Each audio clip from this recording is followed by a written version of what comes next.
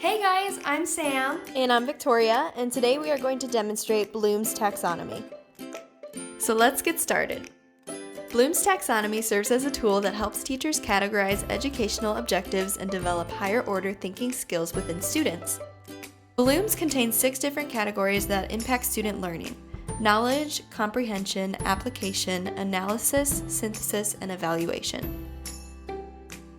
As seen here in the traditional model of Bloom's, each level increases in difficulty the higher up you go.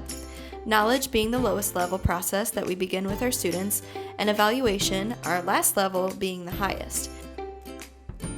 We can also place these levels into a staircase visual, because you can't get to the very top unless you start at the bottom and work your way up.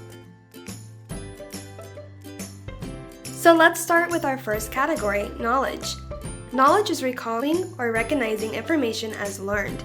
During this stage of the learning process, students are performing simpler tasks such as writing, labeling, repeating, and drawing. For example, for a science lesson about parts of a flower, we may have our students label and/or draw all of its parts. The next category is comprehension. Comprehension involves demonstrating understanding of the materials. Here, students are explaining, predicting, describing, and paraphrasing. For example, during a science lesson over the weather, we may have our students predict what the weather may be like in the days to come.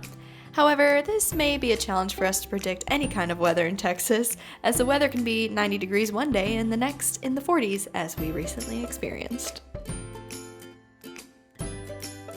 Our third category of Bloom's is application. The application process involves students using acquired knowledge to solve a problem in a different way, along with their own instincts to make decisions. Students may be asked to report, sketch, produce, or build a product to show their understanding. For example, in an English language arts and reading class, students may be asked to design a brief Shakespearean-type play with a group influenced by a work of Shakespeare read in class. Next, we have analysis, which involves critical thinking, identifying reasons and motives, making inferences based on scientific data, and analyzing conclusions. During this stage, students may be asked to sort or categorize information, compare, examine, or even debate a topic. For example, students may be asked to diagram osmosis in a science class, showing how it relates to diffusion.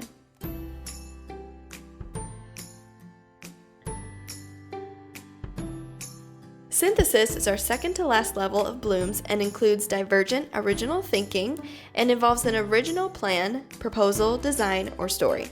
Teachers may have their students formulate a hypothesis, compose, design, invent, or plan.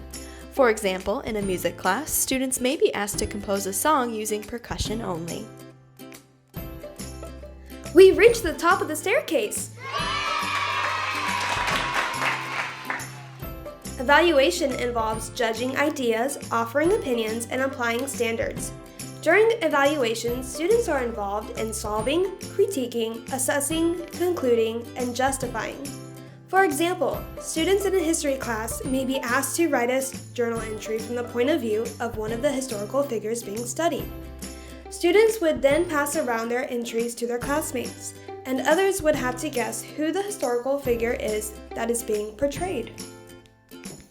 We hope that this video provided you a better insight as to what the different levels of Bloom's taxonomy are and how each level can be used in a classroom. Thanks for watching!